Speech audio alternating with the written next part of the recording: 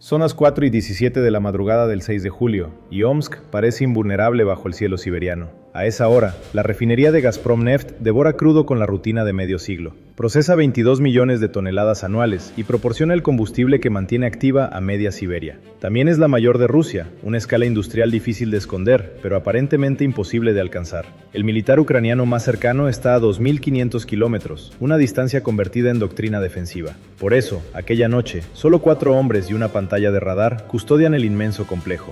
Nadie en Omsk ha escuchado realmente una sirena antiaérea. La guerra pertenece todavía a los televisores. Sin embargo, algo pequeño lleva casi 18 horas avanzando hacia ellos, mientras la ciudad duerme tranquila. El día anterior, varios drones de largo alcance despegan desde un campo del este de Ucrania. El punto exacto queda oculto, aunque se sitúa aproximadamente entre Poltava y Kharkiv, lejos de miradas indiscretas.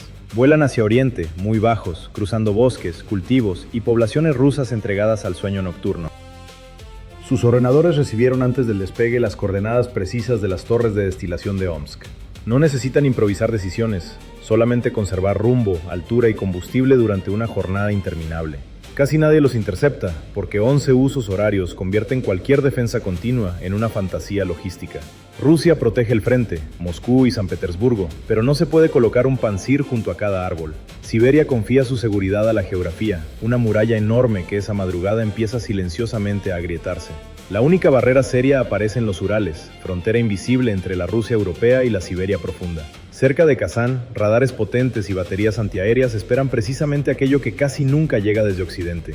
Un operador de radar observa señales débiles, bajas e intermitentes, como polillas alrededor de una farola. Primero sospecha un fallo informático, después imagina una bandada de gansos atravesando despreocupadamente su sector. La tercera hipótesis desaparece cuando una señal gira un grado, corrige medio y repite aquella precisión imposible. Las demás maniobran sucesivamente, como si cada polilla llevara piloto y todas eligieran simultáneamente la misma luz. Llega la orden. El Pansir S-1 retiene el eco más próximo y alto, y dispara un misil 57E6. 3 millones de rublos persiguen $55.000 de contrachapado. Esa noche, la fortuna favorece al arma cara. Una explosión naranja desarma el objetivo, cuyos componentes baratos no justifican lamentaciones ni operaciones especiales de recuperación. El resto del enjambre ni vacila, recalcula gradualmente el rumbo y deja atrás la última defensa importante. Hacia el este aguardan extensiones inmensas sin radares atentos, donde el vacío funciona también como escondite. El operador cumple el protocolo, comunica la alarma y activa una cadena de avisos hacia el mando ruso. Moscú sabe entonces que varios objetos desconocidos han cruzado los Urales y dispone todavía de 10 horas. Allí alguien mide la velocidad, calcula distancias y concluye que el combustible terminará mucho antes que Siberia. No es negligencia, sino una operación matemática perfectamente ejecutada con datos que ya han quedado anticuados.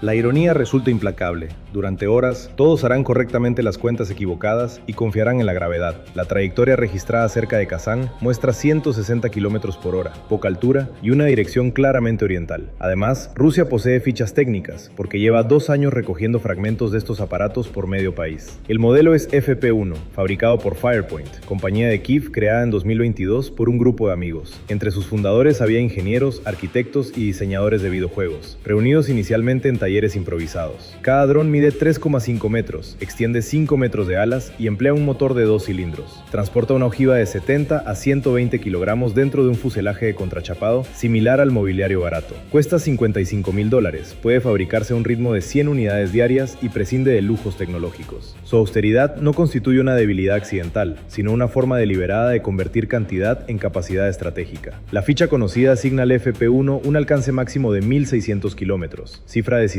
para aquella evaluación. Desde la frontera ucraniana hasta Omsk existen 2.500 kilómetros rectos y la ruta evasiva roza los 3.000. Faltan aproximadamente 900 kilómetros de combustible para alcanzar cualquier instalación siberiana que merezca protección inmediata. El oficial no necesita interceptores, solamente paciencia. La estepa recibirá los restos cuando los motores finalmente callen. Pero los manuales retratan las armas cuando nacen, no necesariamente aquello en que después pueden convertirse. Cada 40 minutos aparece una alerta amarilla, situando una amenaza posible en algún sector oriental indeterminado. 5 horas seguidas de advertencias deberían inquietar, aunque los huecos del radar impiden construir una imagen completa. Rusia vigila así su cielo como una alarma doméstica capaz de detectar humo, pero incapaz de señalar habitaciones. Sobre ese mapa incompleto, los FP-1 avanzan por inercia y corrigen su curso mediante señales satelitales. Utilizan antenas SRPA fabricadas por Firepoint, diseñadas para evitar que coordenadas falsas desvíen la navegación. Volar así recuerda caminar por una casa oscura contando pasos, hasta que alguien cambia una silla.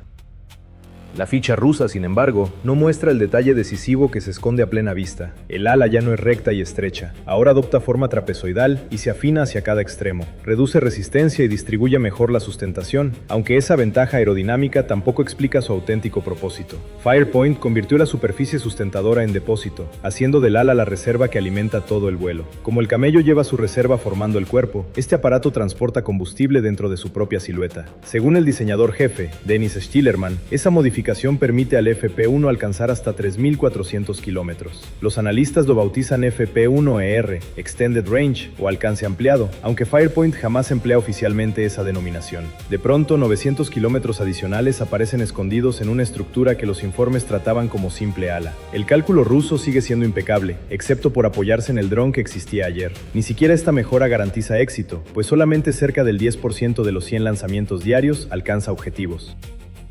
Parece una tasa desastrosa hasta considerar que cada pérdida cuesta menos que muchas respuestas destinadas a detenerla. Cuando cada unidad vale menos que un coche intermedio, basta con que unas pocas atraviesen todas las defensas. Los diseñadores de videojuegos entendieron pronto esa lógica. Lo barato puede perderse repetidamente hasta encontrar una puerta abierta. Finalmente, una alerta aporta lo que faltaba desde el principio, una localización suficientemente concreta para exigir una respuesta. Moscú busca entonces una batería antiaérea que trasladar hacia Omsk y descubre que ninguna llegará a tiempo. La verdad llevaba 10 horas esperando, oculta detrás de una distancia que todos habían confundido con protección. No quedan sistemas terrestres disponibles, y los objetos supervivientes continúan avanzando sobre Siberia a 160 km por hora. La única respuesta capaz de cubrir semejante espacio dentro del margen restante no puede rodar por carretera, debe volar, y Rusia decide levantar sus medios más valiosos para perseguir fuselajes construidos con contrachapado.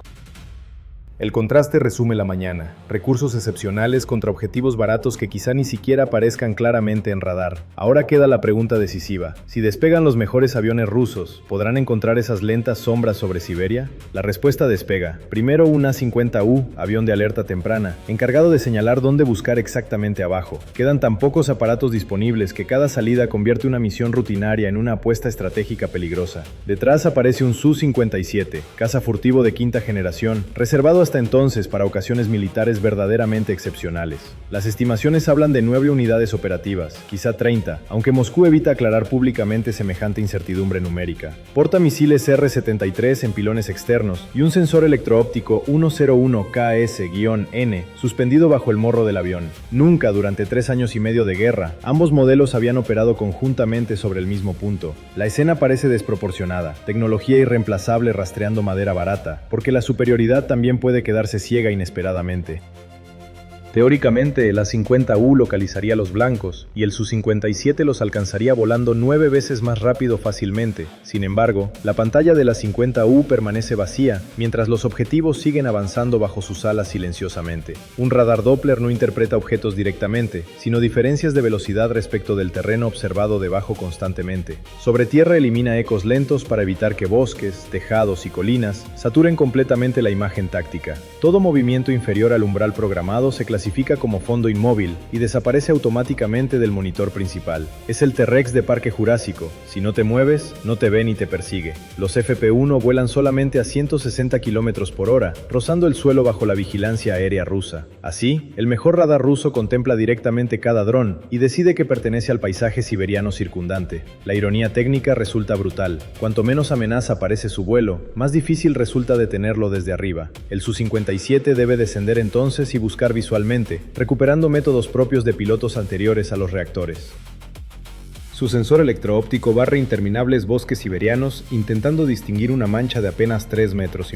Cuando finalmente detecta una, aparece un obstáculo físico que ningún programa militar puede corregir ni negociar jamás. El caza no puede mantener 160 km por hora porque quedaría bajo su velocidad de pérdida. A esa marcha, las alas dejan de sustentarlo y $40 millones comienzan simplemente a caer. No puede acompañar tranquilamente al FP-1, debe cruzarse velozmente, aprovechar un instante y marcharse hacia adelante enseguida. Cada pasada concentra identificación, puntería y disparo dentro de una oportunidad estrecha que castiga cualquier vacilación humana. La máquina más avanzada se enfrenta así al problema elemental de volar demasiado bien y demasiado rápido. Sigamos ahora el cálculo. Aproximándose frontalmente, la velocidad de cierre alcanza aproximadamente 240 metros por segundo combinados. El R-73 necesita recorrer unos 300 metros antes de quedar armado y poder detonar con seguridad operacional. Eso deja alrededor de 1.200 metros útiles para lanzar, equivalentes apenas a 5 segundos de decisión total.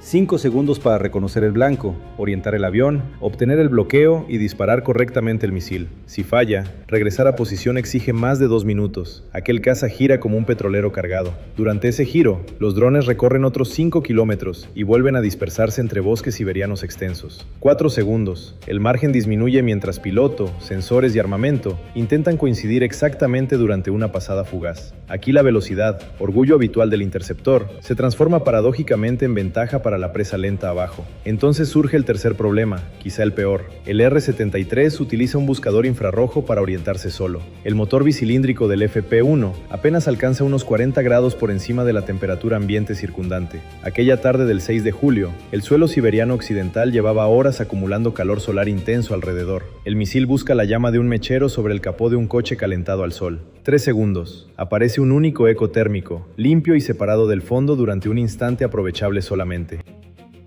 2. 1. El R-73 abandona el pilón mientras el FP-1 continúa recto, sin maniobras ni bengalas defensivas. La espoleta de proximidad actúa y 3,5 metros de contrachapado estallan sobre el bosque ruso. El Su-57 acaba de destruir uno, pero la solución más costosa no consigue convertir excepción en defensa. El caza continúa barriendo el terreno con cámaras, buscando astillas con alas, mientras gira un radar inútil. No encuentra otro objetivo, ninguna batería terrestre dispara, y ninguna sirena consigue activarse con suficiente antelación allí. Las 10 horas de advertencia no producen resultados, porque durante 9, todos resolvieron bien el cálculo equivocado. A las 12:04, los FP-1 supervivientes alcanzan finalmente la mayor refinería rusa y encuentran defensas inexistentes abajo. Primero, sobrevuelan los enormes depósitos de crudo, blancos evidentes, fotogénicos y capaces de arder espectacularmente durante horas. Pero no descienden hacia ellos, porque un depósito funciona como despensa, y cualquier despensa puede rellenarse después. En cambio, buscan las estrechas torres metálicas situadas en el centro operativo del complejo industrial de Omsk.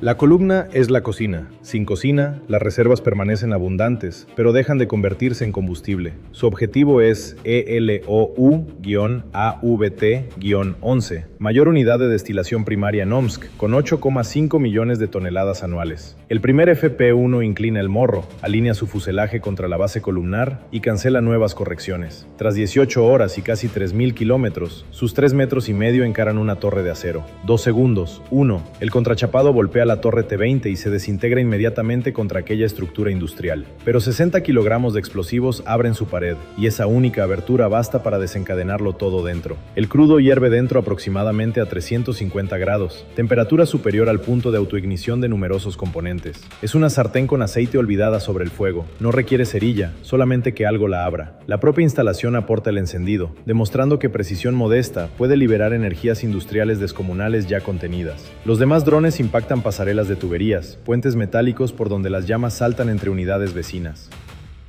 El incendio alcanza también AVT-10, instalación hermana, y desarticula simultáneamente los dos principales centros productivos del complejo. Aquella noche, los satélites de NASA distinguen desde el espacio manchas térmicas extendidas sobre la refinería siberiana. Días después, imágenes de Maxar confirman 4 impactos y permiten dimensionar con mayor precisión los daños visibles. El OU-AVT-11 representa el 37% de capacidad. AVT-10 aporta otro 38% del total instalado.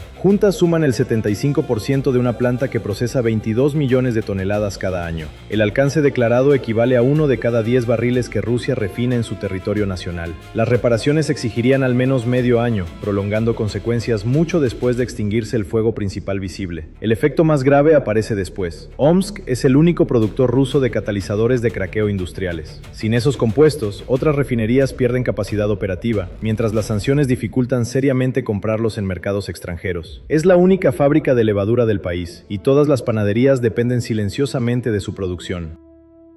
Por eso no se detiene solamente Omsk. Una fracción del resto industrial también queda indirectamente comprometida entonces. La fuente original fecha estos acontecimientos el 6 de julio de 2026. Su verificación independiente permanece pendiente. En esa narración, contrachapado y combustible integrado en las alas recorren casi 3.000 kilómetros durante 18 horas. Si valoras este análisis documental, acompaña a Vector Militar para seguir examinando cómo cambia la guerra moderna. Si Ucrania alcanza Omsk, ninguna retaguardia rusa conserva inmunidad. La distancia ha caído. Mensaje recibido. Transmisión terminada.